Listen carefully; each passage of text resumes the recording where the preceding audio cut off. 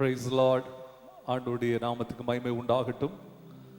இந்த மாலை வேளையிலையும் பைபிள் ஸ்டடியில் வந்திருக்கிற இணைந்திருக்கிற ஒவ்வொரு தேவ பிள்ளைகளையும் இயேசுவின் நாமத்தினாலே அன்போடு கூட வாழ்த்தி வரவேற்கிறேன். தேவ கிருபையினால் ஆண்டோடைய வார்த்தையை நாம் தொடர்ந்து கற்றுக்கொள்வதற்கு கர்த்தர் நமக்கு உதவி செய்து கொண்டிருக்கிறார். இந்த மகிமையான நேரத்திலும் ஆண்டவர் தம்முடைய பிரசன்னத்தை தந்து நம்மை ஆசீர்வதித்தருள நம்முடைய இருதயத்தை நாம் ஆயத்தப்படுத்துவோம். சில நிமிடங்கள் கர்த்தரை நாம் ஆராதிக்க போகிறோம். கண்களை மூடி பயபக்தியோடு கூட ஜெபித்து நாம் இந்த ஆராதனையை ஆரம்பிப்போம். எல்லாரும் கண்களை மூடி கர்த்தரை ஸ்தோத்திரம் பண்ணுவோம். ஸ்தோத்திரம் ஆண்டவரே, ஸ்தோத்திரம் ஆண்டவரே, ஸ்தோத்திரம் ஆண்டவரே. கிருபை உள்ள எங்கள் நல்ல ஆண்டவரே, உம்மை நாங்கள் நன்றியோடு துதிக்கிறோம், உம்மை ஸ்தோத்தரிக்கிறோம் ஆண்டவரே.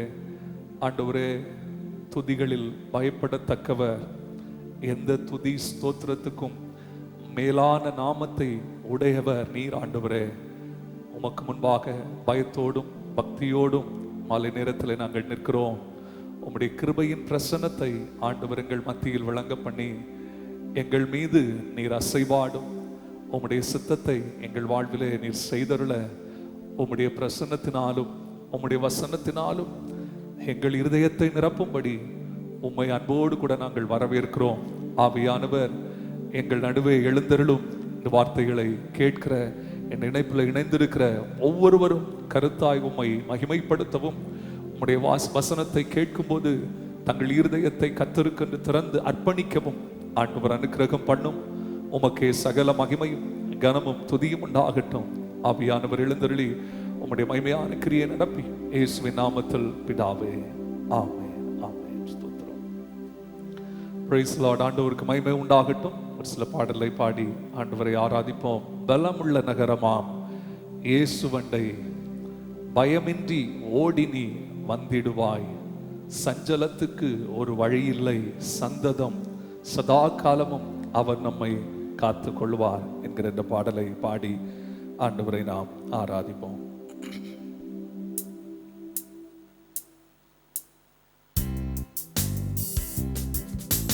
பலமுள்ள நகரமாம் இயேசுவண்டை பயமின்றி ஓடி நீ வந்திடுவாய், சஞ்சலத்துக்கொரு வழி இல்லையே, சந்ததம் அவர் நம்மை காத்து கொள்வார், காத்து கொள்வார், காத்து கொள்வார், சந்ததம் அவர் நம்மை காத்து கொள்வார்.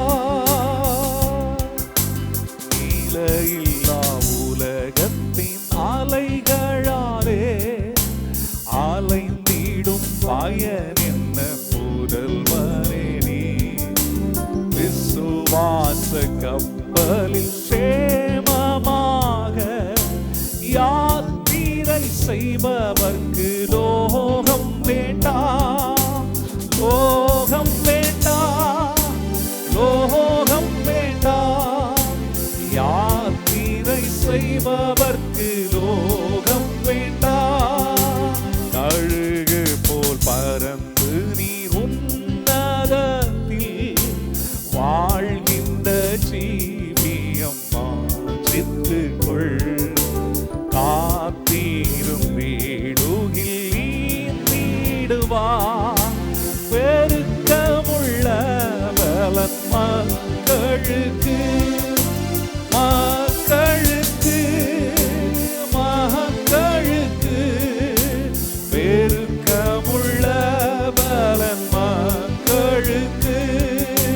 மரணம் தான் வருகிலும் பயப்படாதே, விரைந்துன்னை கர்த்தர்தான் காத்திடுவார், யாதொன்று முன்னை பயப்படுத்த எங்குமில்லை என்று விசுவாசிப்பார், விசுவாசிப்பார், விசுவாசிப்பார், எங்குமில்லை என்று விசுவாசிப்பார். ஆறுதல் அடையும் மன்னாடு சென்று இயேசுவின் மார்பில் நாம் ஆனந்திப்போம். பரம சுகம் தரும் ஊற்றுகளில் பரனோடு நித்தியம் பானம் செய்வேன், பானம் செய்வேன், பானம் செய்வேன். பரனோடு நித்தியம் பானம் செய்வேன். பலமுள்ள நகரமாம் இயேசுவண்டை பயமின்றி ஓடி நீ வந்திடுவார். சஞ்சலத்திற்கு ஒரு வழி இல்லையே, சந்ததம் அவர் நம்மை காத்து கொள்வார், காத்து கொள்வார், காத்து கொள்வார். சந்ததம் அவர் நம்மை காத்து கொள்வார். ஆறுதல் அடையும் அந்நாடு சென்று இயேசுவின் மார்பில் நான் ஆனந்திப்பேன். பரம சுகம் தரும் ஊற்றுகளில் பரனோடு நித்தியம் பானம் செய்வேன், பானம் செய்வேன், பானம் செய்வேன். பரனோடு நித்தியம் பானம் செய்வேன். பலமுள்ள நகரமாம் இயேசுவண்டை பயமின்றி ஓடி நீ வந்திடுவார். சஞ்சலத்திற்கு ஒரு வழி இல்லையே, சந்ததம் அவர் நம்மை காத்து கொள்வார், காத்து கொள்வார், காத்து கொள்வார். சந்ததம் அவர் நம்மை காத்து கொள்வார்.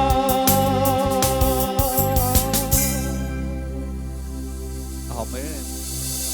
ஹல்லேலூயா. ஆண்டவருக்கு மகிமை உண்டாகட்டும். அவரை நாடி அவர் சமூகத்தை தேடி விசாரிக்கிற அவருடைய பிள்ளைகளை அவர் சந்ததம் சதா காலமும் காத்து கொள்ளுவார். ஆமென். இந்த மாலை வேளையிலும் அவரிடத்தில் விசுவாசத்தோடு நம்பிக்கையோடு நாம் கிட்டி சேர ஓடி வர ஆண்டவர் நமக்கு அனுக்கிரகம் செய்வார். நம்முடைய இருதயம் அவரை விட்டு தூரம் போய் இருக்குமானால், அன்றைக்கு பேதுருவை குறித்து வேதத்தில் வாசிக்கிறோம், இயேசுவை அவன் தூரத்தில் பின்பற்றுகிறவனாய் இருந்தான்.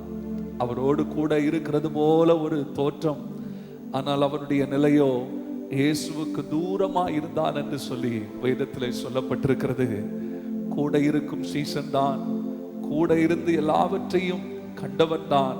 ஆனாலும் கடைசியாக பார்க்கும்போது தூரத்தில் நிற்கிறது போல ஒரு அனுபவம். அப்படிப்பட்ட நிலையில் யாராயிலும் இருந்தா இன்றைக்கு ஆண்டவரை கிட்டி சேர, ஆண்டவரிடத்தில் நெருங்க ஆண்டவர் நமக்கு உதவி செய்வாராக. இயேசுவை யார் என்று அறியாமல் இருக்கிற ஒருவேளை உங்களுடைய வாழ்க்கை இந்த கால வேளையில இந்த மாலை வேளையில இந்த வார்த்தையை கேட்குமானால் ஆண்டவர் உங்களை சந்திப்பாராக. இயேசுவண்டை வருகிறவனுக்கு சஞ்சலம் இல்லை. ஆமென். ஆறுதலை தருவார், சமாதானத்தை தருவார், அவருடைய மார்பிலே சாய்ந்திருக்கும் இளைப்பாறுதலையும் தருவார். ஆண்டவரை மகிமைப்படுத்துவோம். இன்னொரு பாடலை கூட பாடி ஆண்டவரை ஆராதிக்கலாமா? ஸ்தோத்திரம். அல்லேலூயா.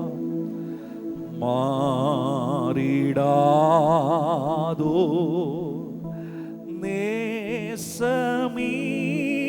நேசமீட்பர் மாற்றுவாருன் வேதனை பாவத்தாரும் நோயினாலும் வருந்துவானே. நம்பிவா நம்பிவானே, நம்பிவானே.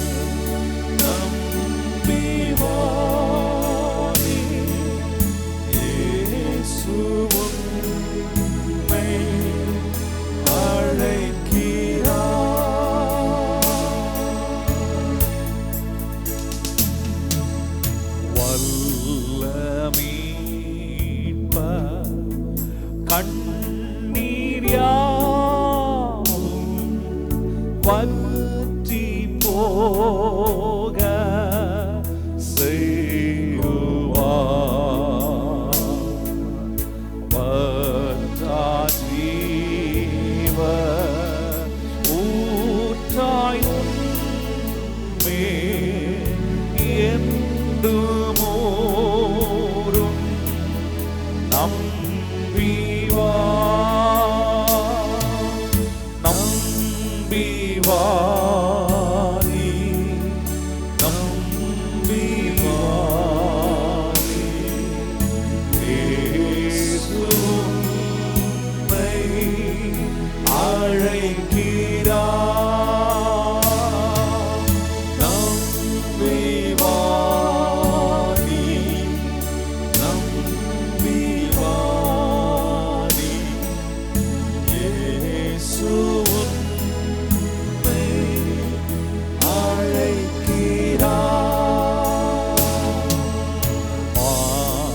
மாறிடாதோ நேசமீட்பர் மாற்றுவாரும்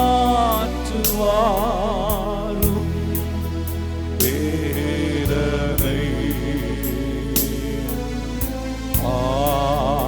பாவத்தாலும் நோயினாலும் வருந்துவானே. நம்பி வா, நம்பி வா நீ, நம்பி வா. இயேசு உம்மை அழைக்கிறார். நம்பி வா நீ, நம்பி வா நீ. இயேசு உம்மை அழைக்கிறார்.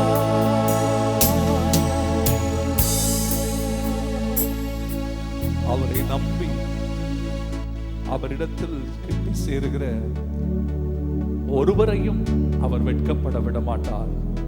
இந்த மாலை நேரத்தில் அநேகரை நம்பி வாழ்க்கையில் நொந்து போயிருக்கலாம், ஏமாற்றம் அடைந்திருக்கலாம். அருமையான தேவஜனமே, என்னை கேட்கிற தேவ பிள்ளைகளே, கர்த்தரை நம்பினோர் வெட்கப்படுவதில்லை. ஆமென். அவரை நம்பி அவர் மேல் உங்கள் நம்பிக்கையை பூரணமாய் வைப்பீர்களானால் நீங்கள் நம்புவது அவராலே வரும். அல்லேலூயா. நிச்சயமாய் கர்த்தர் காரியங்களை வாய்க்க செய்வார். அவர் மேல் வைத்த நம்பிக்கை ஒருபோதும் வெட்கப்படுத்தாது. அவர் மேல் வைத்த நம்பிக்கை நம்மை நித்தியத்தில் கொண்டு சேர்க்கும். அல்லேலூயா. அவர் மாறாத தேவன். அவருடைய அன்புக்கு இணை இல்லை. உணர்ந்து ஆண்டவரிடத்துல நம்மை ஒப்பு கொடுத்து ஆமென் பாடுவோமா? அல்லேலூயா. நம்பி வா நீ, நம்பி வா நீ. இயேசு உம்மை அழைக்கிறார். நம்பி வா நீ, நம்பி வா நீ. இயேசு உம்மை அழைக்கிறார்.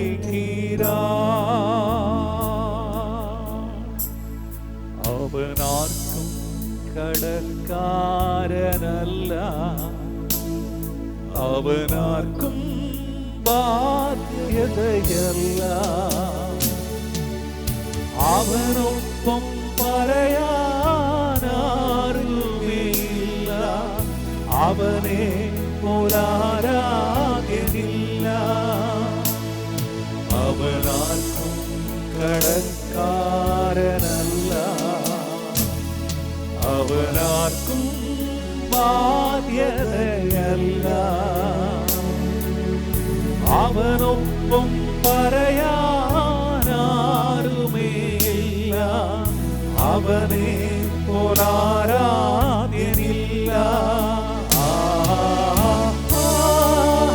ഹല്ലേലൂയ.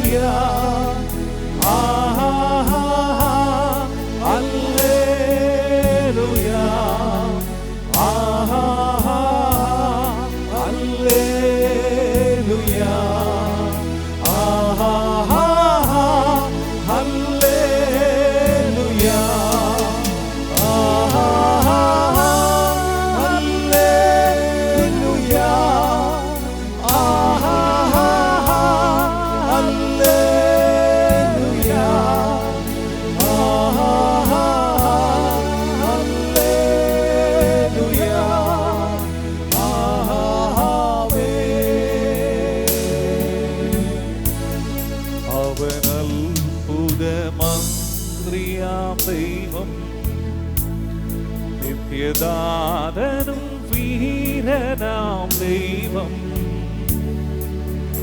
உன்னத தேவன், நீதியின் சூரியன், ராஜாதிராஜனாம்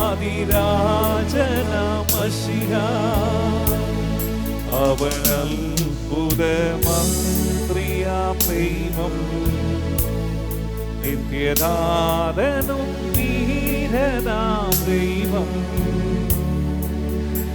உன்னத தேவன், நீதியின் சூரியன், ராஜாதிராஜனாம் மஷியா.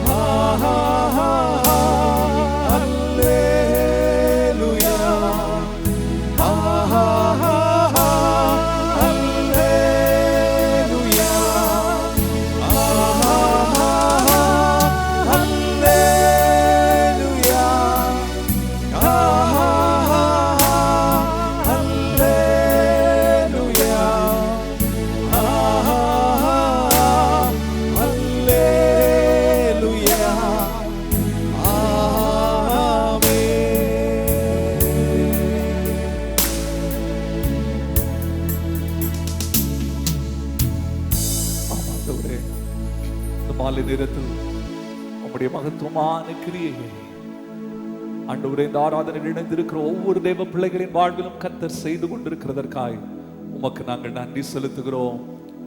உம்மை தேடி உம்மை நாடி வருகிறவர்களை நீர் உம் பக்கமாய் சேர்த்துக் கொள்ளுகிறவர். ஆண்டவரே, அவர்களுக்கு வேண்டியவை எல்லாவற்றையும் தந்து நீ நடத்தவும் வல்லவர். ஆண்டவரே, உம்முடைய கரங்களில் எங்களை ஒப்பு கொடுக்கிறோம். ஆண்டவர், தொடர்ந்து எங்களோடு இடைப்படும் உடைய பிரசனம் தந்து தொடர்ந்து இருக்கிற பைபிள் ஸ்டடியை கர்த்தர் ஆசீர்வதித்து தார். இயேசுவின் நாமத்தில் பிதாவே, ஆமென், ஆமென், ஆமென்.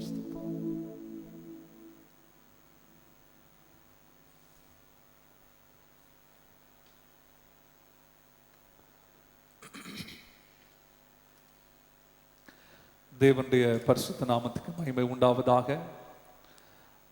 ஆண்டவர் இந்த மாலை நேரத்தில் அவருடைய வார்த்தையை தியானிக்க நமக்கு அளித்த ஸ்லாக்கியத்துக்காய் ஆண்டவருக்கு நன்றி செலுத்துகிறேன். நாங்கள் அங்கே இருந்து இணைந்திருக்கிற ஒவ்வொரு தேவ பிள்ளைகளையும் இயேசுவின் நாமத்தினாலே அன்போடு கூட வாழ்த்தி வரவேற்கிறேன். கர்த்தர் நல்லவர்.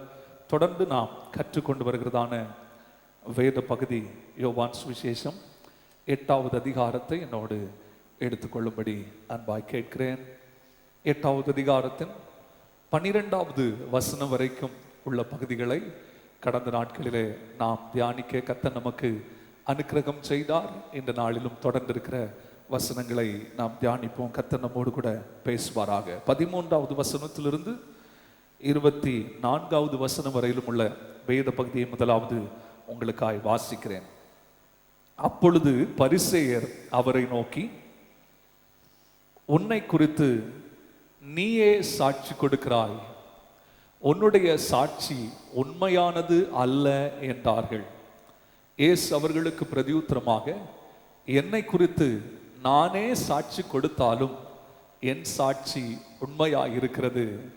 ஏனெனில் நான் எங்கே இருந்து வந்தேன் என்றும் எங்கே போகிறேன் என்றும் அறிந்திருக்கிறேன். நீங்களோ நான் எங்கே இருந்து வருகிறேன் என்றும் எங்கே போகிறேன் என்றும் அறியீர்கள். நீங்கள் மாம்சத்துக்கு ஏற்றபடி நியாயம் தீர்க்கிறீர்கள், நான் ஒருவனையும் நியாயம் தீர்க்கிறதில்லை. நான் நியாயம் தீர்த்தால் என் தீர்ப்பு சத்தியத்தின்படி இருக்கும். ஏனெனில் நான் தனித்து இருக்கவில்லை, நானும் என்னை அனுப்பின பிதாவுமாக இருக்கிறோம். 2 பேருடைய சாட்சி உண்மை என்று உங்கள் நியாய பிரமாணத்திலும் எழுதியிருக்கிறதே. நான் என்னை குறித்து சாட்சி கொடுக்கிறவனாய் இருக்கிறேன், என்னை அனுப்பின பிதாவும் என்னை குறித்து சாட்சி கொடுக்கிறார் என்றார். அப்பொழுது அவர்கள், உம்முடைய பிதா எங்கே என்றார்கள்.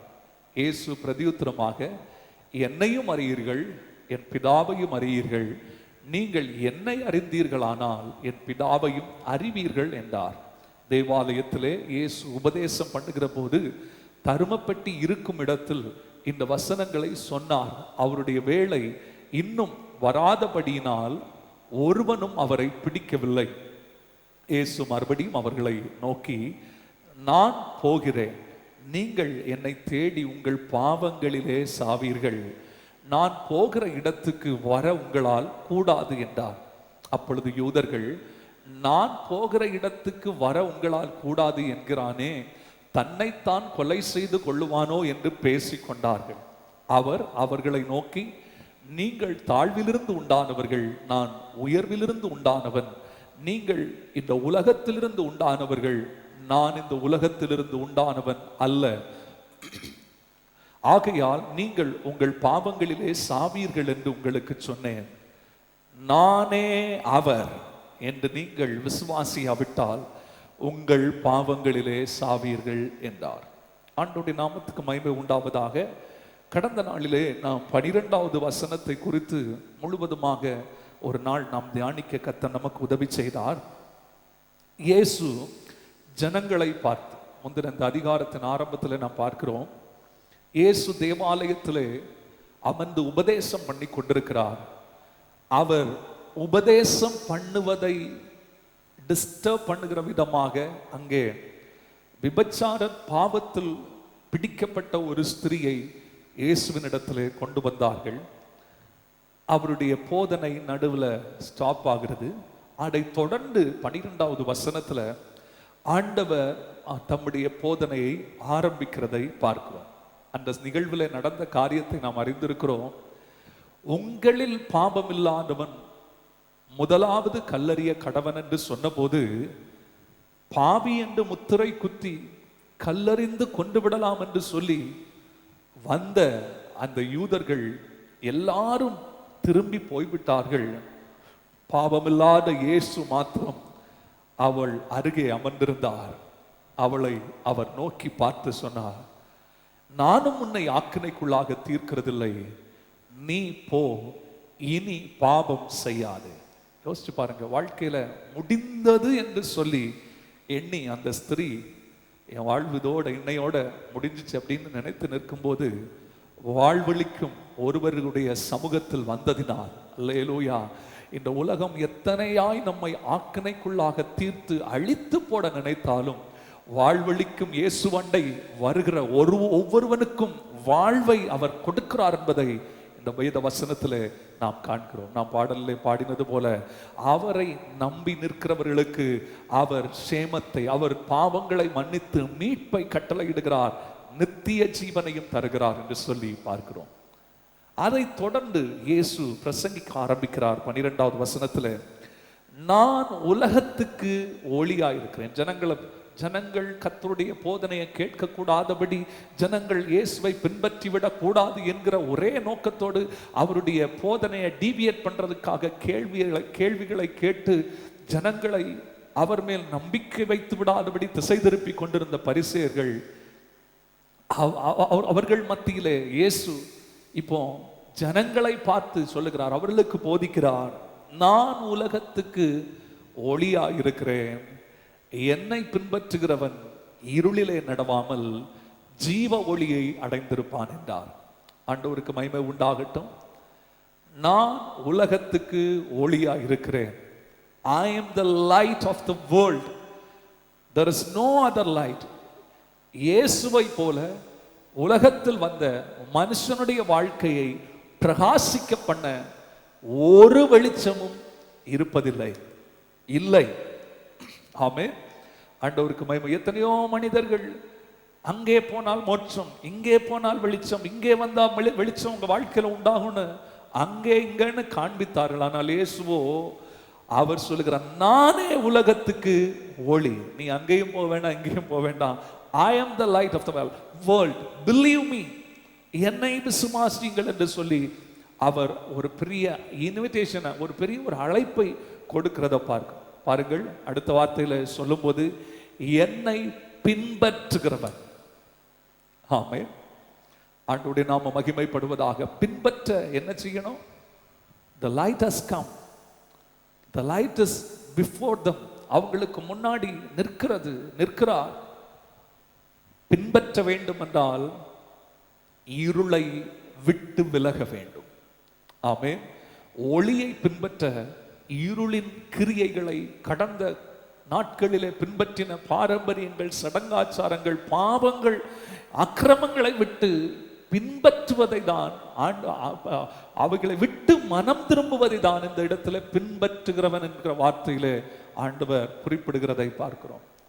பின்பற்றுகிறவன் அவன் இருளிலே நடப்பதில்லை. அவன் என்ன செய்வானா? ஜீவ ஒளியை அடைந்திருப்பான். ஒளியானவரை விசுவாசித்து பாவ வழியை விட்டு மனம் திரும்பி பரிசுத்த வழியை நேசிக்கிறவன், பரிசுத்த வழியில் நடக்கிறவனுக்கு பலன் உண்டு. ஆமென். இன்றைக்கு கஷ்டமாக தோன்றலாம், இன்றைக்கு அது எப்படி கடினமா இருக்கிறதே அப்படின்னு சொல்லி யோசிக்கலாம். ஆனால் ஒரு நாளிலே அவனுக்கு ஜீவ ஒளி, ஆமென், அவனை நித்திய ஜீவனிலே ஆண்டவர் என்றென்றைக்கும் ஒளியின் ராஜ்யத்திலே வீற்றிருக்க பண்ணுவார் என்பதை நாம் அறிய வேண்டும். ஆண்டவருடைய நாமம் மகிமைப்படுவதாக. இப்படி ஆண்டவர் சொன்னபோது பரிசேயர் அவரிடத்திலே கேட்கிறார்கள், உன்னை குறித்து நீயே சாட்சி கொடுக்கிறாய், உன்னுடைய சாட்சி உண்மையானது அல்ல என்று சொன்னார்கள். ஆமென். உன்னை குறித்து நீயே சாட்சி கொடுக்கிறாய், உன்னுடைய சாட்சி உண்மையானதல்ல என்று சொல்லி பரிசேயர்கள் இயேசுவை குற்றப்படுத்துகிறார்கள். ஆண்டவருக்கு மகிமை உண்டாகட்டும். நன்றாய் கவனிங்கள். இயேசு இந்த உலகத்துக்கு ஒளியானவர், எல்லாருக்கும் அவர் வெளிச்சத்தை தருவார் என்பதை அவர்களால ஏற்றுக்கொள்ள முடியல. பரிசேயர்களால் அதை ஏற்றுக்கொள்ள முடியாமல் ஜனத்தை அவருடைய போதனையினின்று திருப்புவதற்காக அவங்க அந்த ஆர்கியூமெண்ட்டை வேற டைரக்ஷன்ல திருப்பி கொண்டு போகிறார்கள். ஜனங்கள் மெய்யான ஒளி இயேசு என்பதை அறிந்து அவரிடத்தில் நெருங்கி விடாதபடிக்கு இப்போ வேற ஒரு குற்றத்தை அவர் மேல் சுமத்துகிறார்கள். உம்மை குறித்து நீரே சாட்சி கொடுக்கிறது உண்மையான சாட்சி அல்ல என்று சொல்லி அவர்கள் சொன்னார்கள். காரணம் என்ன? மெய்யான ஒளியானவர் முன்னே நிற்கிறார். அவரை ஏற்றுக்கொள்வதற்கு மனமில்லாத மனிதன் என்ன செய்தான்? அதெல்லாம் உண்மை கிடையாது, அவர் சொல்ற சாட்சி, அவரே தன்னை குறித்து சொல்லுகிறார், அதனால அது உண்மை அல்ல என்று சொல்லி வாதிடுகிறத பார்க்கும். நல்லா கவனிக்கணும். உலகம் இரண்டு பக்கமும் பேசும். எங்கேயாச்சும் அவர் தன்னை குறித்து தன்னை தெய்வம் என்று சொல்லி இருக்கிறாரா என்று வாதிடுகிறவர்களும் உண்டு. அதுபோல இந்த பரிசேயர்களை போல அவர் தெய்வம்னு சொன்னாலும் அவர் சொல்றது உண்மை இல்லைன்னு சொல்லி வாதிடுகிறவர்களும் இருப்பாங்க. ஆமென். ஆண்டவருடைய பிள்ளைகளாகி நாம் இந்த வார்த்தையை கேட்கும்போது மனுஷனுடைய தந்திரமான இருதயத்துல இருக்கிற வஞ்சனையை போல நம்முடைய உள்ளத்துல அப்படிப்பட்ட வஞ்சனையான எண்ணம் வந்துடாம கர்த்தர் நம்மை பாதுகாப்பாராக. எவ்வளவாய் சத்தியமான உண்மையான தேவன் அவர்களுக்கு முன்னே நின்று நானே உலகத்துக்கு ஒளியா இருக்கிறேன் என்று சொல்லும் போது அவரை ஏற்றுக்கொள்ள விருப்பம் இல்லாத காரணத்தினால், அவருடைய விருப்பம் இல்லாம எப்படி தெரிவிக்கிறாங்க? அதெல்லாம் நீங்களே உங்களை குறித்து சொல்ற சாட்சி சரியானதல்ல என்று. இன்றைக்கு உலகத்துல பல மனிதர்கள் கர்த்தரை ஏற்றுக்கொள்ள மனதில்லாததினால் ஏதோ காரணங்களை சொல்லுவது போல இப்படி காரணத்தை அவர்கள் சொல்லுகிறத பார்க்கிறோம். ஆண்டவருக்கு மகிமை உண்டாகட்டும். யூதர்களுடைய முறைமையின்படி ஒரு சாட்சியினால் ஒரு காரியம் உறுதிப்படுத்தப்படுவதில்லை, அதற்கு தீர்ப்பு கொடுக்கப்படுவதில்லை. அவர்கள் ரெண்டு சாட்சிகளை வைத்து உறுதிப்படுத்துவார்கள் என்பதை நாம் அறிந்திருக்கிறோம். இயேசு உலகத்தின் ஒளி என்கிற ஸ்டேட்மெண்ட்டை கிளாரிஃபை பண்றதுக்கு, உறுதிப்படுத்துவதற்கு அவர்கள் நீரே உண்மை குறித்து சாட்சி கொடுக்கிறீர், ஒரு சாட்சியினால அது உறுதிப்படாது என்று சொல்லி அவர்கள் கிளைம் பண்றாங்க. ஆனா இயேசு அவர்களுக்கு சொல்லும்போது அந்த 17வது வசனத்துல சொல்றாரு, 2 பேருடைய சாட்சி உண்மை என்று நீங்கள் உங்கள் நியாயப்பிரமாணத்தில் எழுதியிருக்கிறதே. நியாயப்பிரமாணத்தில் எங்க எழுதியிருக்குன்னா எண்ணாகமம் 35:30 மற்றும் உபாகமம் 17வது அதிகாரம் 6வது வசனம். அந்த வசனத்தை போடுங்க. உபாகமம் 17:6 மற்றும் உபாகமம் 19:15 நீங்க காண முடியும். உபாகமம் 17:6 பாருங்க. அங்கே சொல்லப்பட்டிருக்கிறது, சாவுக்கு பாத்திரமானவன் 2-3 சாட்சிகளுடைய வாக்கினால் கொலை செய்யப்பட கடவன். ஒரே சாட்சியினுடைய வாக்கினால் அவன் கொலை செய்யப்பட. எந்த ஒரு விஷயத்துக்கும் தீர்ப்பு கொடுக்கும் போது 2-3 சாட்சிகளுடைய வாக்கினால் அவருடைய சாட்சி உறுதி செய்யப்படும் என்று சொல்லப்பட்டு, 1க்கு மேற்பட்ட சாட்சிகள் யூதர்கள் நாடுவார்கள். கவனிங்க, இங்கே இயேசு சொன்ன சாட்சியை அவர்கள் ஏற்றுக்கொள்வதற்கு விருப்பம் இல்லாமல் அவர் உலகத்துக்கு ஒளி என்பதை தானாக சுயமாக மனுஷீகமாக பேசுகிறது போல அவர்கள் எண்ணினார்கள்.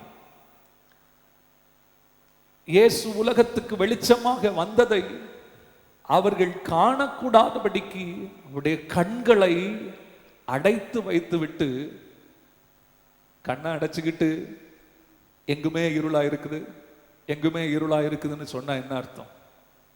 ஆமே, வெளிச்சம் முன்னே நிற்கையில் கண்ணை திறந்தால் வெளிச்சத்தை காண முடியும். ஆனால் அவர்களோ பாரம்பரியங்களினால் தங்களுடைய இருதயத்தை அடைத்து கொண்டு இருக்கிற நிலையை பார்க்கிறோம். 5வது அதிகாரத்திலையும் இயேசுவை குறித்த சாட்சியை சொல்லும்போது 30வது வசனத்துல பாருங்க. 5வது அதிகாரம் 30வது வசனத்துல சொல்லப்பட்டிருக்கு, நான் என் சுயமாய் ஒன்றும் செய்கிறதில்லை, நான் கேட்கிறபடியே நியாயம் தீர்க்கிறேன். எனக்கு சித்தமானதை நான் தேடாமல் என்னை அனுப்பின பிதாவுக்கு சித்தமானதையே நான் தேடுகிறபடியால் என் தீர்ப்பு நீதியாயிருக்கிறது. என்னை குறித்து நானே சாட்சி கொடுத்தால் என் சாட்சி மெய்யாயிராது. என்னை குறித்து சாட்சி கொடுக்கிறவர் வேறொருவர் இருக்கிறார், அவர் என்னை குறித்து கொடுக்கிற சாட்சி மெய்தான் என்று, மெய்யான சாட்சி என்று அறிந்திருக்கிறேன் என்று சொல்லி இயேசு சொன்னார். இந்த 8வது அதிகாரத்தில் வரும்போது அந்த சாட்சியை உறுதிப்படுத்தும் வண்ணமாக இயேசு கொடுக்கிற பதிலை கீழே நீங்க நல்லா கவனிக்கணும். அங்கே 5வது அதிகாரத்தில் என்னை குறித்து சாட்சி கொடுக்கிறவர் வேறொருவர் இருக்கிறார் என்று பிதாவை குறிப்பிட்டார். கீழே யோவான் ஸ்நானகன் கொடுத்த சாட்சியை குறித்து அங்கே சொல்லப்பட்டிருக்கிறது. இன்னும் இயேசு குறிப்பிட்டு சொன்னார், வேத வாக்கியங்களில் என்னை குறித்து, தீர்க்கதரிசிகளினால் உரைக்கப்பட்ட வாக்கியங்களில் என்னை குறித்து சாட்சி கொடுக்கிறது என்று சொல்லி 5வது அதிகாரத்தில் தொடர்ந்து சொல்லப்பட்டிருக்கிறத நீங்க பார்க்க முடியும். இந்த பரிசேயர்களுடைய கேள்விக்கு இயேசு கொடுத்த பதிலை பாருங்கள். 14வது வசனத்தில் இயேசு அவர்களுக்கு பிரதியுத்தரமாக, நீங்கள் என்னை குறித்து நானே சாட்சி கொடுத்தாலும் என் சாட்சி உண்மையா இருக்கிறது. ஏன்? 5வது அதிகாரத்தில் சொல்லும்போது என்னை குறித்து நானே சாட்சி கொடுத்தால் என் சாட்சி மையா இராது, என்னை குறித்து சாட்சி கொடுக்கிறவர் வேறொருவர் இருக்கிறார் என்று சொன்ன வார்த்தை கான்ட்ராடிக்ட் ஆகுதா? இல்லை. நல்லா கவனிக்கணும். என்னை குறித்து நானே சாட்சி கொடுத்தாலும் என் சாட்சி உண்மையா இருக்கிறது. ஏனென்றால், ஏனென்றால் அடுத்த வார்த்தை 8வது அதிகாரம் 14வது வசனத்தில் சொல்லப்படுது, ஏனெனில் நான் எங்கே இருந்து வந்தேன் என்றும் எங்கே போகிறேன் என்றும் அறிகிறேன், நீங்களோ நான் எங்கே இருந்து வருகிறேன் என்றும் எங்கே போகிறேன் என்றும் அறியீர்கள் என்றார். ஆமென். ஆண்டவருடைய நாமம் மகிமைப்படுவதாக. இயேசு தம்முடைய சாட்சி மெய் என்று சொல்லி நிரூபிக்கிறத பார்க்கும். என்னை குறித்து நான் சாட்சி கொடுத்தாலும் அந்த சாட்சி உண்மையானதுதான். ஏன்னா நான் எங்கே இருந்து வந்தேன் என்றும், நான் என்னுடைய சாட்சியை சுயமாய் சொல்லவில்லை, நான் உன்னதத்திலிருந்து வந்தவர். ஆமென். உன்னதத்திலிருந்து வந்த தேவனானவர் அவர் தம்முடைய பிதாவின் சித்தத்தின் சித்தத்தின்படியே எல்லாவற்றையும் செய்கிறார் என்பதை நாம் அறிந்திருக்கிறோம். அதன்படி அவர் கொடுக்கிற சாட்சியும் மெய்யானது என்பதை ஆண்டவர் இந்த இடத்துல குறிப்பிடுகிறதை பார்க்கிறோம். ஆமென். இவர்கள் நினைச்சிட்டு இருக்கிறாங்க இயேசு கலிலேயாவில் இருந்து வந்தவர். 7வது அதிகாரம் 41வது வசனத்துல நம்ம வாசித்தோம், வேறு சிலர் இவர் கிறிஸ்து என்றார்கள், வேறு சிலர் கலிலேயாவில் இருந்து கிறிஸ்து வருவாரா அப்படின்னு சொல்லிட்டு கேள்வி கேட்கிறாங்க. கலிலேயாவில் இருந்தும் நாசரேத்திலிருந்து வந்தவர், மாம்சத்தில் யோசேப்பின் குமாரனாக இவர்கள் எண்ணிக்கொண்டு இருக்கிறதை பார்க்கிறோம். அவர்கள் அவரை விசுவாசிக்க மனமில்லாமல் மாம்சத்தின்படி அவருக்கு தீர்ப்பு செய்கிறார்கள். உன்னை குறித்து நீ கொடுக்கிற சாட்சி மெய்யானதல்ல என்று சொல்லி அவர்கள் சொல்லுகிறார்கள். 15வது வசனத்தில் பார்க்கிறோம், நீங்கள் மாம்சத்துக்கு ஏற்றபடி நியாயம் தீர்க்கிறீர்கள், நான் ஒருவனையும் மாம்சத்தின்படி நியாயம் தீர்க்கிறது இல்லை என்றார். ஆமென். ஆண்டவருக்கு மகிமை உண்டாகட்டும். குமாரன் நியாய தீர்ப்பை, அதிகாரத்தை குமாரனிடத்தில் அவர் ஒப்பு கொடுத்திருக்கிறார் என்று வசனம் சொல்லுகிறது. அது வரப்போகும் நியாய தீர்ப்பை குறிக்கிறது. ஆனால் இவர்கள் கண்களுக்கு முன்பாக காண்கிற நிலையிலே அவர்கள் மாம்சத்தின்படி இயேசுவை குறித்து சொல்லுகிறார்கள். நீர் சொல்லுகிற ஸ்டேட்மெண்ட், நான் உலகத்துக்கு ஒளியா இருக்கிறேன் என்பது நிரூபிக்கப்பட முடியாது. ஏனென்றால் நீரே உம்மை குறித்து சாட்சி சொல்லுகிறது பொய் என்று சொன்னார்கள். ஆனால் இயேசுவோ தெளிவாக, நான் என்னை குறித்து சாட்சி சொன்னாலும் அது உண்மையா இருக்கும். ஏனென்றால் நான் எங்கே இருந்து வந்தேன் என்றும் எங்கே போகிறேன் என்றும் எங்கே இருக்கிறேன் என்றும் அறிந்திருக்கிறேன் என்று சொல்லி ஆண்டவர் சொல்லுகிறத பார்க்கிறோம். ஆண்டவருக்கு மகிமை உண்டாகட்டும். அடுத்த வார்த்தையை பாருங்கள், 16வது வசனத்துல, நான் நியாயம் தீர்த்தால் என் தீர்ப்பு சத்தியத்தின்படியானதாய் இருக்கும். ஏனெனில் நான் தனித்து இருக்கவில்லை, நானும் என்னை அனுப்பின பிதாவுமாக இருக்கிறோம். அவர்கள் இயேசு தனியே நின்று தானாக பேசுகிறார், சுயமாக பேசுகிறார் என்று சொல்லி வாதிடுகிற நேரத்தில் இயேசு சொல்லுகிறார், நான் நியாய தீர்ப்பு சொன்னாலும் சரியா இருக்கும், நான் சாட்சி கொடுத்தாலும் சரியா இருக்கும். ஏனெனில் நான் தனித்திருக்கவில்லை, நானும் என்னை அனுப்பின பிதாவும் ஒன்றாயிருக்கிறோம்.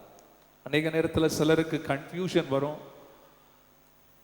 ட்ரையூன் காட் பற்றி, திரியேக தேவனை குறித்து கேள்விகள் வரும். ஆண்டவர் இயேசு சொல்லும்போது நானும் பிதாவும் ஒன்றாயிருக்கிறோம் என்று சொல்லி டிஸ்டிங்கிஷ் பண்ணி வேறு பிரித்து டூ பர்சனாலிட்டிஸை இங்கே காண்பிக்கிறதை பார்க்கிறோம். ஆண்டவருக்கு மகிமை உண்டாகட்டும். நம்ம இதை விசுவாசித்து ஏற்றுக்கொள்வதற்கு கர்த்தர் நம்முடைய மனதை பிரகாசிக்க பண்ண வேண்டும். அடுத்து சொல்லிட்டு கீழே சொல்றாரு, 2 பேருடைய சாட்சி உண்மை என்று நியாய பிரமாணத்தில் எழுதியிருக்கிறது. நானும் பிதாவுமாக கொடுக்கிற சாட்சி தான் இது. I am the light of the world. ஹல்லேலூயா. ஆண்டவருக்கு மகிமை உண்டாகட்டும். சுயமாக சொல்லவில்லை, எங்கேயோ காண்கிற ஒரு வெளிச்சத்தை கண்டு, ஏதோ ஒரு வெளிச்சத்தை ஒளியை கண்டு அதுதான் அந்த ஒளி அப்படின்னு சொல்லி காண்பிக்கவில்லை. நானே அந்த ஒளியா இருக்கிறேன் என்று சொல்லி சாட்சியிட்டது ஒருவர் அல்ல, பிதாவும் நானும் ஒன்றாயிருக்கிறோம் என்று சொல்லி இந்த இடத்துல 2 பேருடைய சாட்சி உண்மை என்று நியாய பிரமாணத்தில் எழுதியிருக்கிறது. ஆகவே இந்த சாட்சியை நான் தானாக தரவில்லை, நானும் பிதாவும் இதை குறித்து சாட்சி கொடுக்கிறோம் என்று குறிப்பிட்டதை பார்க்கிறோம். ஆண்டவருடைய நாமம் மகிமைப்படுவதாக. தான் தெய்வம் என்பதை ஆண்டவர் அழகாக வெளிப்படுத்துகிறார். இந்த யோவான் சுவிசேஷம் எழுதப்பட்டதின் நோக்கத்தை நாம் மறந்து போகக்கூடாது. யோவான் 20:31 வாசிக்கிறோம், இயேசு தேவனுடைய குமாரனாகிய கிறிஸ்து என்று நீங்கள் விசுவாசிக்கும்படியாகவும் விசுவாசித்து அவருடைய நாமத்தினாலே நித்திய ஜீவனை அடையும்படியாகவும் இவைகள் எழுதப்பட்டிருக்கிறது. ஆமென். ஆகவே அவருடைய தெய்வீகத்தை அழகா யோவான் இந்த இடத்துல புரியும்படியாய் குறிப்பிடுகிறதை பார்க்கிறோம். ஆண்டவருடைய நாமம் மகிமைப்படுவதாக. 18வது வசனத்துக்கு நம்முடைய கவனத்தை திருப்போம். நான் என்னை குறித்து சாட்சி கொடுக்கிறவனாய் இருக்கிறேன், என்னை அனுப்பின பிதாவும் என்னை குறித்து சாட்சி கொடுக்கிறார் என்றார். அப்பொழுது அவர்கள், உம்முடைய பிதா எங்கே என்றார்கள்.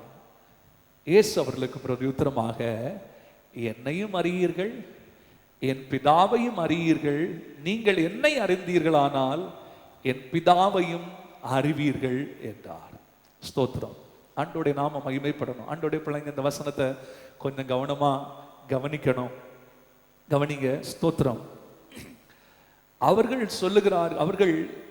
சொல்றார், நானும் என்னை கொடுக்கிற சாட்சி சரியானது, என் பிதாவும் என்னை குறித்து சாட்சி கொடுக்கிறார் என்று 2 பேருடைய சாட்சியை ஆண்டவர் குறிப்பிட்டு காட்டினார்.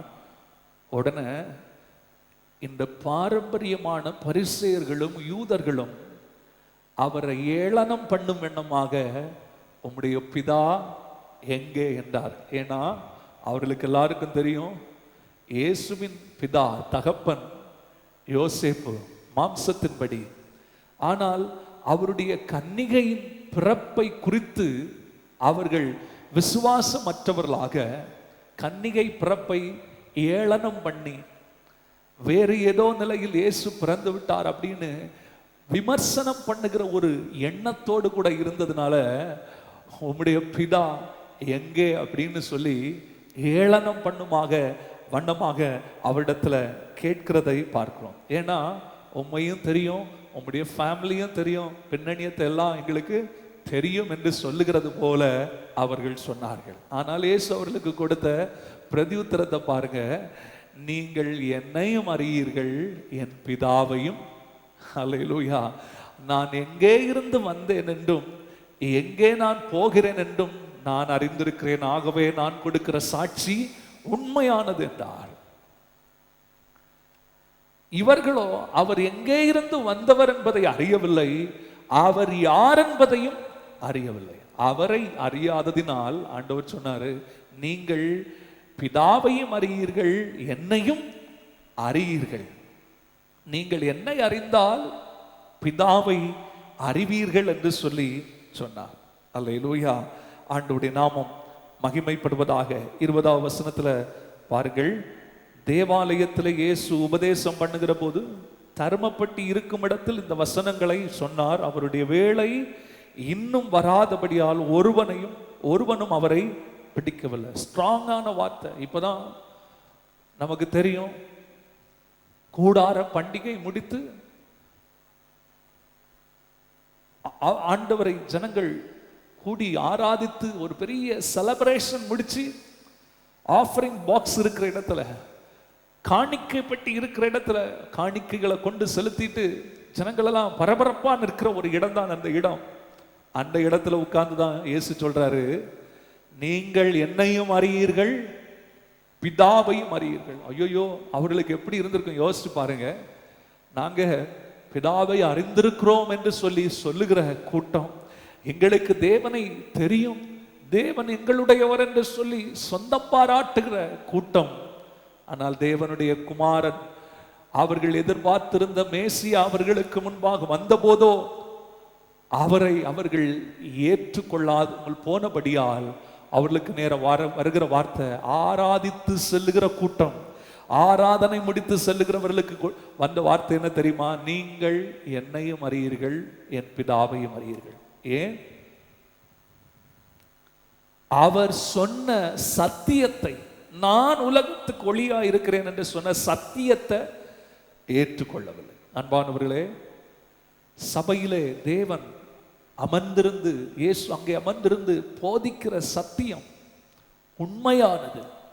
அநேக நேரத்தில் இந்த ஜனங்களை போல சபைக்கு வந்து சத்தியம் கேட்டு காணிக்கையும் செலுத்தி செல்லும் போது, வீட்டுக்கு திரும்பும் போது, நீங்கள் என்னையும் அறியவில்லை, பிதாவையும் அறியவில்லை அப்படின்னு சொன்னா எப்படி இருக்கும்? யோசிச்சு பாருங்க.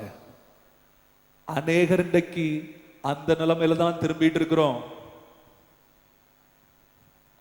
சர்ச்சுக்கு போனோம், நல்ல விழா செலிப்ரேஷன் நல்லா நடந்துச்சு.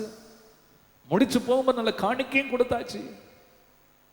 ஆனால் ஆண்டவர் அங்கே உட்கார்ந்து சொல்லுகிறார், நீங்கள் என்னையும் அறியவில்லை, என் பிதாவையும் அறியவில்லை. ஏனென்றால் நான் உலகத்துக்கு ஒளியாயிருக்கிறேன் என்று சொன்ன வார்த்தையை நீங்கள் விசுவாசிக்கவில்லை.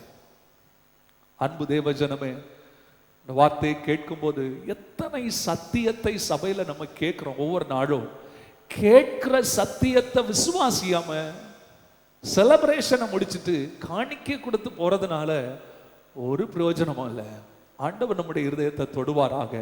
ஆண்டவர் நம்மை மறுரூபப்படுத்துவாராக. இந்த வசனம் கேட்கும் போதே கர்த்தர் நம்மை புதுப்பிப்பாராக. அல்லேலூயா. ஆண்டவரே, நாங்கள் உம்மை அறியாதவர்களாய், உம்மை விசுவாசியாத நிலையில நாங்கள் போயிடக்கூடாது. ஆண்டவரே, நாங்கள் ஆலயத்தில் சொல்லப்படும் வார்த்தைகளை விசுவாசிக்க எங்கள் மனதை திறந்தருளும் என்று சொல்லி ஆண்டவரிடத்தில் கேட்கணும். ஆமென். ஆண்டவருக்கு மிக நெருக்கமானவர்களை போல தங்களை பாவித்துக் கொண்டார்கள். ஆண்டவருடைய வழிகளில் எல்லா கடமைகளையும் தாங்கள் நிறைவேற்றுவது போல அவர்கள் காண்பித்துக் கொண்டார்கள். ஆனால் அவரை அறியாதவர்களாய் திரும்புகிறதை கர்த்தர் உணர்த்தினது அவர்களுக்கு ஒரு பெரிய ஷாக் நியூஸ். நாமும் இப்படிப்பட்ட செய்தி, இந்த வார்த்தை கேட்கும்போது நாமும் அதிர்ச்சி அடையாமல் இருக்க, கர்த்தரால் போதிக்கப்படுகிற வார்த்தையை விசுவாசிக்க ஆண்டவர் நமக்கு அனுக்கிரகம் செய்வாராக. ஆண்டவருடைய நாம மகிமைப்படுவார். 21வது வசனம் மிக முக்கியமான வார்த்தை. இயேசு மறுபடியும் அவர்களை நோக்கி, நான் போகிறேன், நீங்கள் என்னை தேடி உங்கள் பாவங்களிலே சாவீர்கள். நான் போகிற இடத்துக்கு வர உங்களால் கூடாது என்றார். ஆண்டவருடைய நாமம் மகிமைப்படட்டும். இந்த வசனத்திலே ஆழமான சுவிசேஷம் அடங்கி இருக்கிறதை நாம் பார்க்க முடியும். இயேசு மறுபடியும் அவர்களை நோக்கி, மறுபடியும் God is giving chance to them. Amen. Again and again. மறுபடியும் அவர்களை பார்த்து சொல்கிறார், நான் போகிறேன், நீங்கள் என்னை தேடி உங்கள் பாவங்களிலே சாவீர்கள், நான் போகிற இடத்துக்கு உங்களால் வரக்கூடாது என்றார். மறுபடியும் என்று சொல்லி அதை நினைப்பூட்டுகிறதை பார்க்கும். ஆண்டவர் எங்கே போகிறேன் என்று சொன்னார்? தன்னை அனுப்பினவரிடத்துக்கு, பிதாவினிடத்துக்கு போகிறேன் என்று சொல்லி சொன்னார். பிதா எங்கே இருக்கிறார்? பிதா பரலோகத்தில் இருக்கிறதை நாம் அறிந்திருக்கிறோம். இயேசு சொல்கிறார், நான் என் பிதாவினிடத்துக்கு போறேன். பிதாவின் சமூகத்துக்கு இயேசு போவதற்கு கடந்து சென்ற பாதை நமக்கு எல்லாருக்கும் தெரியும். அல்லேலூயா. பிதாவினிடத்துக்கு போகிறேன் என்று சொல்லி சொன்னார். உடனே போகல. ஆனால் அதற்கு பின்பு நடந்த இயேசு கிறிஸ்துவின் பாடுகளை, சிலுவை பாடுகளை, அவருடைய அசென்ஷனுக்கு முன்னாடி, அவர் அவர் எழுந்தருளி போவதற்கு முன்பதாக நடந்த பாடுகளை குறித்து ஆண்டவர் அந்த இடத்துல குறிப்பிடுகிறார். நான் போகிறேன், மரணமடைய போகிறேன், 3ஆம் நாளில் உயிர்த்தெழுந்து பிதாவுடன் இருக்க போகிறேன். நான் எடுத்துக்கொள்ளப்பட்ட பின்பு, பரமேறி சென்ற பின்பு, நீங்கள் என்னை தேடி உங்கள் பாவங்களிலே சாவீர். அப்படின்னா என்ன அர்த்தம்? யூதர்களுடைய நீண்ட கால ஆன்டிசிபேஷன், நீண்ட கால எதிர்பார்ப்பு யாரு? மேசியா வருவார். மேசியாவோ இப்பொழுது கண்களுக்கு முன்பாக நிற்கிறார். நான் உலகத்துக்கு ஒளியாயிருக்கிறேன் என்று சொன்ன வார்த்தைக்கு மறுப்பு தெரிவித்து ஆர்கியூமெண்ட் மேல ஆர்கியூமெண்ட் பண்ணிட்டு இருக்கிறாங்க. இயேசு சொல்றாரு, நான் உங்களுக்கு முன்னாடி வந்துட்டேன், இப்போ நான் போகும் வேளை வந்தது, நான் போகிறேன், நான் போன பின்பு நீங்கள் என்னை தேடுவீர்கள். மேசியா வருவார் என்று சொல்லி காத்திருந்து உங்கள் பாவங்களில் சாவீர்கள். நான் போகிற இடத்துக்கு உங்களால் வரக்கூடாது என்றார். யாரால வர முடியாது? அவர் போகிற இடத்துக்கு யார் போக முடியாது? பாவங்களில் மரித்து போனவன், பாவங்களில் மரித்து போகிறவன், அவர் போகும் பரலோகத்துக்கு, பிதாவின் அண்டைக்கு செல்ல முடியாது என்கிறதை உறுதியாக ஆண்டவர் இந்த இடத்துல கூறுகிறதை பார்க்கிறோம். ஆண்டவருடைய நாமம் மகிமைப்படுவதாக. அவர்கள் இயேசுவை அறியாததினால், பிதாவை அறியாததினால், பிதா வீற்றிற்கும் பரலோகத்திலும் அவர்கள் பிரவேசிக்க கூடாதபடிக்கு அவர்களுக்கு வாசல் அடைக்கப்படுகிறதை பார்க்கும். இன்றைக்கும் அன்பான தேவ பிள்ளைகளே, நம்முடைய வாழ்க்கையிலும் தேவனுடைய சமூகத்திற்கு நாம் செல்லக்கூடாதபடிக்கு, பரலோகத்துக்கு வரக்கூடாதபடி ஒரு பிள்ளைய ஒரு தேவ ஒரு மனுஷனை தடை செய்கிற காரியம் பாவம். நாம் அதை உணர்ந்து கொள்ள ஆண்டவர் நம்முடைய மனதை இன்றைக்கு தொடுவாராக. ஆமென். ஆண்டவருடைய நாம மகிமைப்படுவதாக. தேவ சமூகத்துக்குள் பிரவேசிக்க கூடாதபடி தடை செய்கிறது பாவம். ஏசாயா தீர்க்க தரிசன புஸ்தகம் 59வது அதிகாரத்தில் நம்ம வாசிக்கிறோம். ஏசாயா தீர்க்க தரிசன புஸ்தகம் 51 முதல் 2 வசனங்களை வாசிக்கும் போது,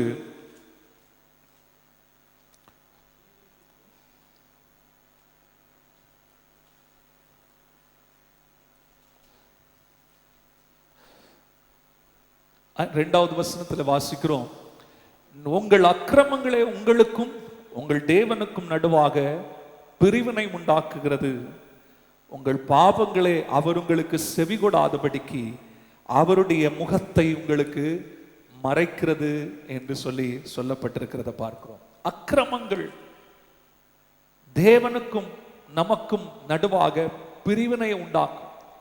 பாவங்கள் அவருடைய முகத்தை நமக்கு மறைத்துவிடும் என்று சொல்லப்பட்டிருக்கிறத பார்க்கும். ஆகவே தேவ சமூகத்தில் பிரவேசிக்க கூடாதபடி தடை செய்கிற பாவம் இவர்களுக்குள்ளே இருந்தது. அந்த பாவத்தில் நீங்கள் மரித்து சாவீர்கள், நான் போகிற இடத்துக்கு நீங்கள் வருவதில்லை என்று இயேசு அவர்களை பார்த்து சொன்னார். ஆமென். பாவத்துக்கு மீட்பு தரும் நல்ல ஆண்டவர் அவர்களுக்கு முன்பாக, இரட்சகர் அவர்களுக்கு முன்பாக இருக்கிறார். அவர்களோ அவரை ஏற்றுக்கொள்ளாமல், பிதாவோடு ஏற்கனவே அவர்களுக்கு உறவு இல்லாத நிலையில் உறவு பிரிந்து கிடந்தார்கள். ஆதாமின் செய்த பாவத்து நிமித்தமாக உறவு பிரிந்து கிடந்த அவர்களுடைய உறவை சீர் செய்ய குமாரன் வெளிப்பட்டிருக்கிறார். ஆனால் அவர்களோ அவரை ஏற்றுக்கொள்ள மனதில்லாமல் ரிஜெக்ட் பண்றதை, நிராகரிக்கிறதை பார்க்கிறோம். 22வது வசனம், அப்பொழுது யூதர்கள், நான் போகிற இடத்துக்கு வர உங்களால் கூடாது என்கிறானே, தன்னைத்தான் கொலை செய்து கொள்ளுவானோ என்று மீண்டும் மறுபடியும் அவர்களோடு பேசின இயேசுவை என்ன செய்யறாங்க? பரிகசிக்கிறதை பார்க்கிறோம். 23வது வசனத்துல பார்க்கிறோம், அவர் அவர்களை நோக்கி, நீங்கள் தாழ்வில் இருந்து உண்டானவர்கள், நான் உயர்விலிருந்து உண்டானவன். நீங்கள் இந்த உலகத்திலிருந்து உண்டானவர்கள், நான் இந்த உலகத்திலிருந்து உண்டானவன் அல்ல என்றார். ஆமென். ஆண்டவருடைய நாமம் மகிமைப்படுவதாக சொல்லி கடைசி வார்த்தை, ஆகையால் நீங்கள் உங்கள் பாவங்களிலே சாவீர்கள் என்று உங்களுக்கு சொன்னேன். நானே அவர் என்று நீங்கள் விசுவாசியாவிட்டால் உங்கள் பாவங்களிலே சாவீர்கள். ஆமென். ஆண்டவருக்கு மகிமை உண்டாகட்டும். எதனால பாவங்களிலே சாவீர்கள் என்று சொல்லுகிறார்? இந்த வார்த்தையில சொல்லப்பட்ட, நானே, I am the light of the world, நானே அவர், I am that I am, நான் இருக்கிறவராகவே இருக்கிறேன் என்கிறதை நீங்கள் விசுவாசியாவிட்டால் உங்கள் பாவங்களிலே சாவீர்கள் என்றார். ஸ்தோத்திரம். கவனிங்க, பாவத்திலிருந்து எப்பொழுது விடுதலை வரும்? அவரை விசுவாசித்து ஏற்றுக்கொள்ளும் போது. அவரே என் வாழ்க்கையை பிரகாசிக்க பண்ணுகிறவர், அவரே எனக்காக வெளிச்சமாய் வந்தவர் என்கிறதை விசுவாசிக்கிறவனுக்கு பாவத்திலிருந்து விமோசனம் கிடைக்கும்.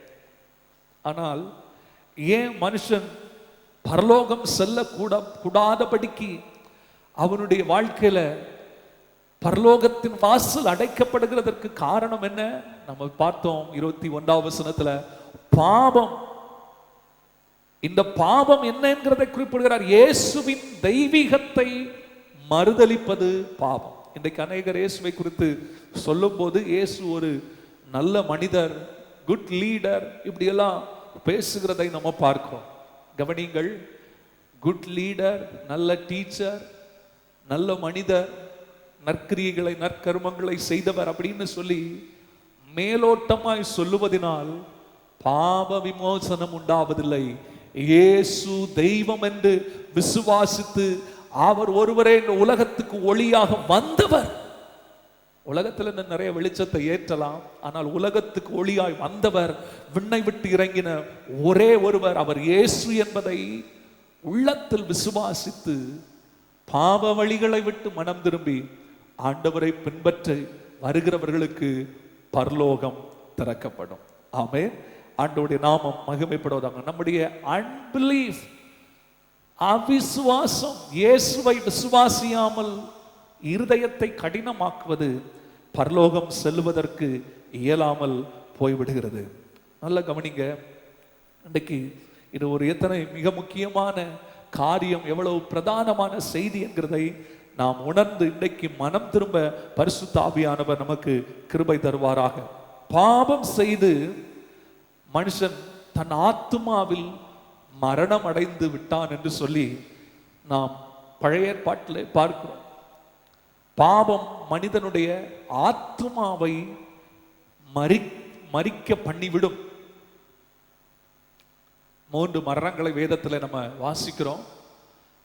ஆத்தும மரணம், நாம் வாழ்கிற இந்த சரீரத்தில் நமக்கு நேரிடுகிற மரணம். இன்னொன்று நித்திய மரணம் என்று சொல்லி பார்க்கிறோம்.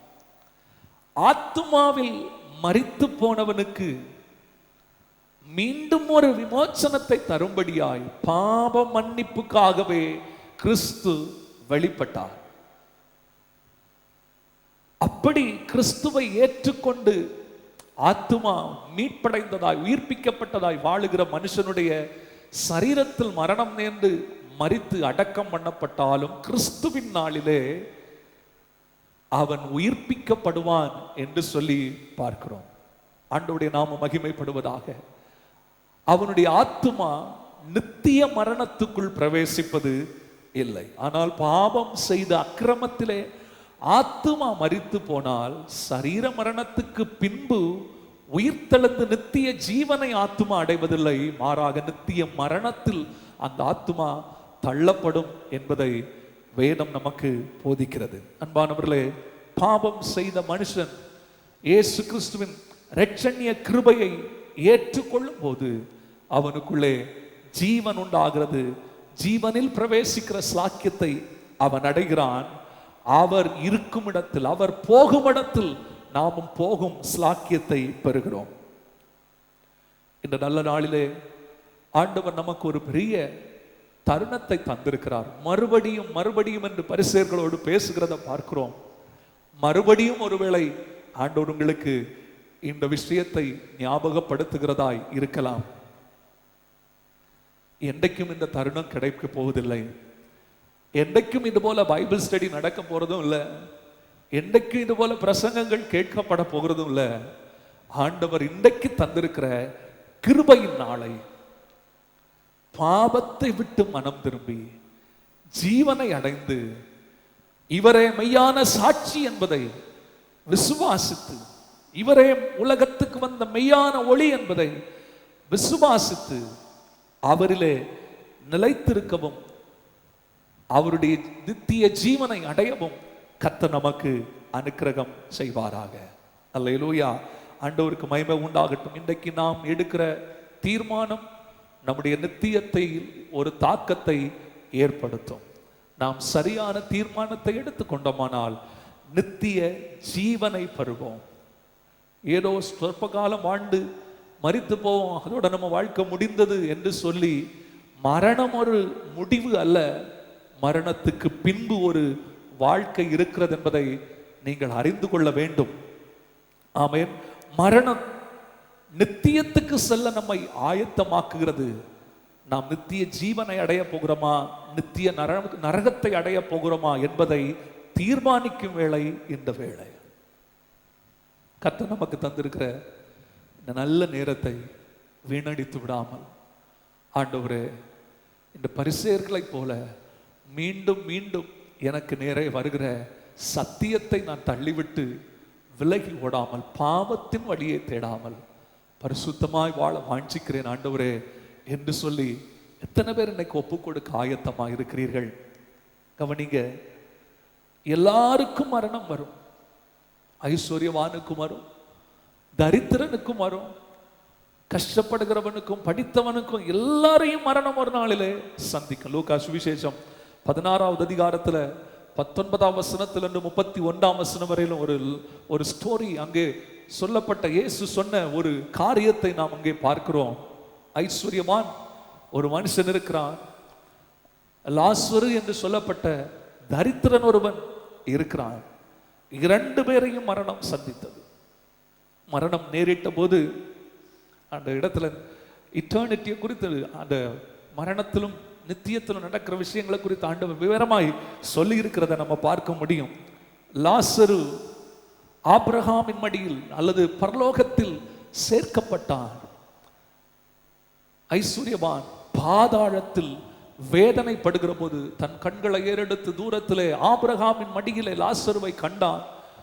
அவன் கண்டபோது அவன் படுகிற வேதனை நிமித்தமாக அவர்களை பார்த்து அலறுகிறான். லாசருவின் விரலின் நுனியை ஆகிலும் தண்ணீரில் தோய்த்து என்னுடைய நாவில் வைக்கணும் அப்படின்னு சொல்லி கேட்கிறதை பார்க்க, என் நாவை குளிர பண்ண வேண்டும் என்று சொல்லி கேட்டான். அக்கினி ஜுவாலையில் வேதனைப்பட்டான். ஆனால் அவனுக்கு கிடைத்த பதில் என்ன? அடுத்த வசனத்தில் வாசிக்கிறோம். அதற்கு ஆபிரகாம், மகனே, நீ பூமியிலே உயிரோடு இருக்கும் காலத்தில் உன் நன்மைகளை அனுபவித்தால், லாசருவும் அப்படியே தீமையை அனுபவித்தான். அதை நினைத்துக்கொள். இப்பொழுது அவன் தேற்றப்படுகிறான், நீயோ வேதனைப்படுகிறாய். அடுத்த வசனம், அதுவும் அல்லாமல் இவ்விடத்திலிருந்து உங்களிடத்துக்கு கடந்து போகவும் அவ்விடத்திலிருந்து எங்களிடத்துக்கு கடந்து வரவும் மனதுள்ளவர்களுக்கு கூடாதபடிக்கு எங்களுக்கும் உங்களுக்கும் நடுவே பெரும் பிளப்பு உண்டாக்கப்பட்டிருக்கிறது என்றார். பெரும் பிளப்பு உண்டாக்கப்பட்டிருக்கு. பிரியமானவர்களே, மீண்டும் தருணம் மரணத்துக்கு பின்பு கொடுக்கப்படவில்லை. உயிரோடு இருக்கிற இந்த நாளிலே ஆண்டவர் நமக்கு ஒரு தருணத்தை தந்திருக்கிறார் என்றால் அதை ஸ்லாக்கியமா எண்ணி ஆண்டவரிடத்துல கிட்டி சேர ஆண்டவர் நமக்கு உதவி செய்வாராக. இந்த லாசருவை தன் சகோதரர்களுக்கு பிரசங்கம் பண்ணும்படி ஐஸ்வர்யவான் கேட்கிறத பார்க்கும். ஆண்டவரே, லாசருவை அனுப்பிருங்கப்பா, அவன் போய் எங்க வீட்டில் ஒரு ப்ரேயர் மீட்டிங் வச்சு அங்கே எங்க சகோதரர்களெல்லாம் வர வச்சு அவனுக்கு பிரசங்கம் பண்ணா, ப்ரேயர் மீட்டிங் நடத்தினா, மரித்தவன் வந்து ப்ரேயர் மீட்டிங் நடத்தினா, அதனால ஏற்றுக்குவாங்க. ஆண்டவர் சொன்னாரு, அவர்களுக்கு சொல்ல மோசேயும் தீர்க்கதரிசிகளும் அவர்களுக்கு உண்டு, அவர்களுக்கு அவர்கள் செவி கொடுக்கட்டும். நல்ல கவனிங்க, மரித்து போன இடத்துல வேண்டுதல். ஆமா, லாசருவே எங்க அண்ணாமாருக்காக வேண்டிக் கொள்ளும், லாசருவே எங்களுக்காக. எனக்கு நிறைய பேரு மரித்து போனவர்களுடைய ஆவிகளிடத்திலும் மரித்து போன இடத்திலும் வேண்டுதல் செய்து தங்களுடைய குடும்பத்துக்கு மீட்புண்டாக இப்படியெல்லாம் செய்கிற காரியங்களை பார்க்கிறோம். மரித்து போனவர்கள் அல்ல, மரித்தும் சதா காலங்களிலும் உயிரோடு இருக்கிறவராலே நமக்கு மீட்பு கொடுக்கப்படும். அவர் இந்த உலகத்துக்கு ஒளியாய் வந்தார். அவர் கொடுத்த சாட்சி மெய்யானது. இந்த சாட்சியை விசுவாசிக்கிற ஒவ்வொருவனும் நித்திய ஜீவனை அடைவான் என்பதை ஆழமாய் ஆணித்தரமாய் சொல்றேன். கர்த்தர் உங்களுடைய வாழ்வில் அந்த கிருபையை தந்து உங்களை நித்திய ஜீவனின் சாக்கியத்தை அடைய ஆண்டவர் இந்த வார்த்தைகளின் மூலமாக உதவி செய்வாராக. பாவத்தில் நிலை கொண்டு பரலோகத்தில் பிரவேசிக்க கூடாதபடிக்கு தடை செய்கிற கிரியைகளை நம்மை விட்டு அகற்றி போட்டு, ஆண்டவரே, நாங்கள் எங்கள் பாவத்தில் மாண்டு போகாதபடிக்கு உம்முடைய சமூகத்தில் வர எங்களுக்கு கிருபை தாரும் என்று சொல்லி கேட்போம். கண்களை மூடி ஜெபம் பண்ணுவோம். அன்பின் பிதாவே, உம்முடைய கிருபையுள்ள நாமத்தை நாங்கள் உயர்த்துகிறோம். உம்முடைய மகத்துவமான வார்த்தையை எங்களுக்கு நீர் வெளிப்படுத்தி தந்ததற்காக ஸ்தோத்திரம். உம்முடைய சாட்சி சத்தியமானது, உண்மையானது.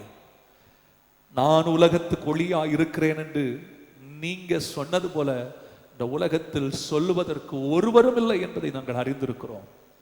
உம்முடைய சாட்சி மெய்யானது என்பதை அறிந்து நாங்கள் விசுவாசிக்கிறோம். பரிசேயர்களை போல 2 பேருடைய சாட்சி வேண்டும்.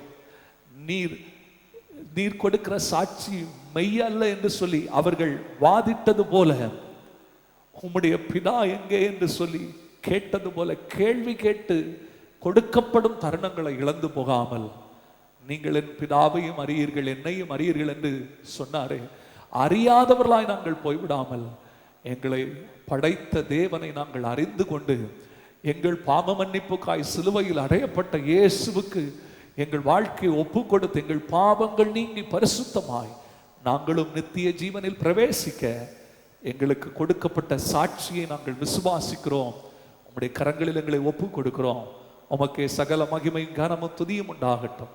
இயேசுவின் நாமத்தில் பிதாவே, ஆமென், ஆமென். என் ஆத்துமாவே கர்த்தரை ஸ்தோத்திரி, என் முழுவதுமே அவருடைய பரிசுத்த நாமத்தை ஸ்தோத்திரி. என் ஆத்துமாவே கர்த்தரை ஸ்தோத்திரி, அவர் செய்த சகல உபகாரங்களும் என்றென்று மறவாதே. ஆமென், ஆமென். ஸ்தோத்திரம். கர்த்தர் தாமே உங்கள் ஒவ்வொருவரையும் ஆசீர்வதிப்பாராக. ஆமென்.